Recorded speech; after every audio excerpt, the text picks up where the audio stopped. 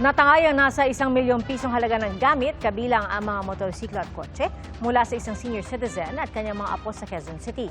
Nakikain at tumambay pa sa bahay ang mga suspect na nagpanggap umanong may dalang birthday cake mula sa LGU. Saksi si Bea Pinla. Sa kuha ng CCTV sa Quezon City noong Martes, minanmanan ng mga pulis ang isang MPV na may kasunod na 2 motorsiklo. Sinundan din ang mga dinaanan ng pulang kotse na ito.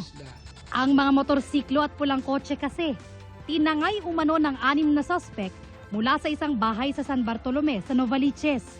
Ang modus po ng mga suspect po natin ay kakatok sila doon sa gate and may ibibigay daw na birthday cake si Mayor doon sa isang senior citizen po natin. Kinuha raw ng mga suspect ang loob ng 69 anyos na biktima para papasukin sila sa bahay. Mauuna yung mga suspect natin na babae. Then after makapasok, doon na susunod yung mga suspect natin na mga lalaki. Pagpasok, doon na umano tinutukan ng baril at ginapos ang senior citizen, pati ang 2 niyang apo na nasa bahay bago pagnakawan. Yung mga suspect po natin, tumagal po ng almost 2 hours sa loob ng bahay. So, nagawa pa nilang kumain sa loob ng bahay. Nakuha yung sasakyan, 2 motor, laptop, and iba't ibang klase ng mga alahas. Di bababa sa 1 milyong piso ang halaga ng mga natangay ng mga suspect, kabilang na ang 2 motorsiklo at ang pulang kotse na ginamit din para tumakas. Ang puting MPV naman na gamit ng mga suspect, natunton at napag-alamang car rental lang pala. Nalaman din natin na pagkarating, nagpalit kaagad ng sasakyan. Pagkatapos ng krimen na ginawa nila, sinabi nila na kumonte ang sumama doon sa swimming. So, kailangan namin magpalit na mas maliit na sasakyan. Dahil may GPS ang nirentahang kotse, natuntun ito ng mga otoridad.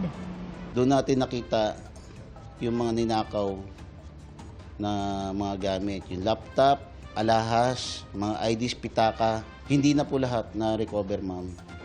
Kinabukasan, naaresto sa Barangay Commonwealth ang isa sa mga suspect na itinuturong nanutok ng baril sa senior citizen. Itinanggi ng naaresto ang paratang. Pero aniya, totoong may dala silang cake. Siya raw ang nagmaneho ng MPV, pero di raw siya bumaba ng sasakyan noon. Lahat magsiswimming kami. Yun ang pagkakaalam ko. Ikot-ikot po kami, ma'am, eh. Ikot, pupunta Manila, ganun po. Tapos, mga bandang tanghali. Yun na po, nayaya po ako na manehuin ulit yung sasakyan na pupunta dun sa isang lugar. Hindi ko po alam na may ganun na modus na gagawin nila. Patuloy ang paghahanap sa mga tinangay na sasakyan. Tinutugis pa rin ang 5 pang suspect. Mahaharap sila sa reklamong robbery, carnapping at illegal possession of firearms. Ako si Bea Pinla, ang inyong saksi.